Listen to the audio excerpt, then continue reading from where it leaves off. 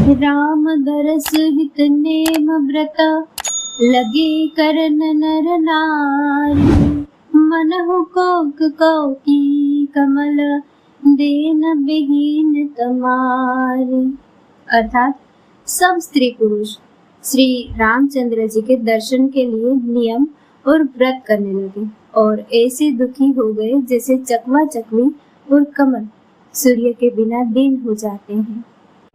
सीता सचिव सहित दो भाई, श्रृंग बैरपुर पहुँचे जाई।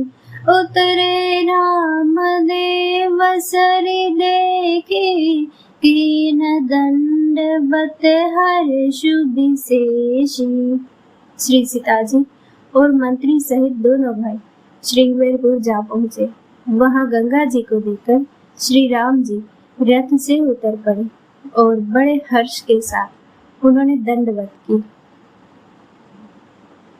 लखन सचिव सिंह किए प्रणामा, सबहि सहित सुख पायउ रामा। गंगा सकल मुद मंगल मूला, सब सुख करनि हरनि सब सूला। लक्ष्मण जी, सुमंत्र और श्री सीता जी ने भी प्रणाम किया। सबके साथ श्री रामचंद्र जी ने सुख पाया। गंगा जी समस्त आनंद मंगलों की मूल है। वे सब सुखों को करने वाली और सब पीड़ाओं को हरने वाली है। कहीं कहीं कोटिक कथा प्रसंगा, राम बिलो कहीं गंग तरंगा। सचिव अनुजहि प्रिय ही सुनाई, विबुध नदी महिमा अधिकाई। अनेक कथा प्रसंग कहते हुए श्री राम जी गंगा जी की तरंगों को देख रहे हैं। उन्होंने मंत्री को, छोटे भाई लक्ष्मण जी को और प्रिया सीता जी को देव नदी गंगा जी की बड़ी महिमा सुनाई।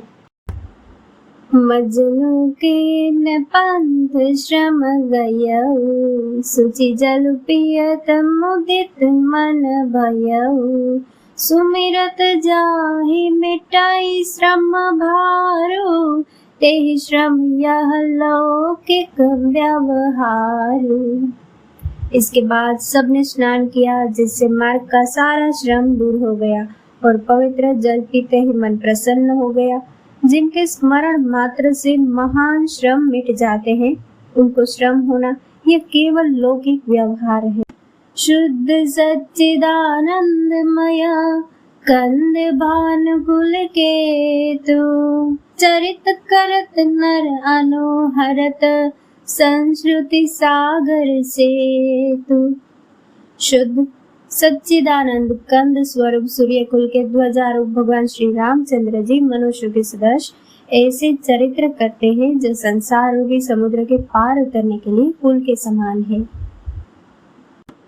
यह सुधि गुह निषाद जब पाई, मुदित लिए प्रिय बंधु बुलाई। लिए फल मूल भेंट भरी भारा, मिलन चले ही हर्षु अपारा। जब निषाद राज गुह ने यह खबर पाई, तब आनंदित होकर उसने अपने प्रियजनों और भाई बंधुओं को बुला लिया और भेंट देने के लिए फल कंदमूल लेकर और उन्हें भारों में भरकर मिलने के लिए चला। उसके हृदय में हर्ष का पार नहीं था।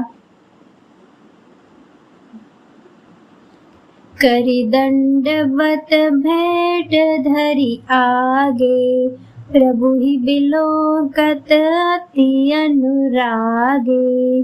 सहज स्नेह विबस रघुराई, पूछी कुशल निकट बैठाई।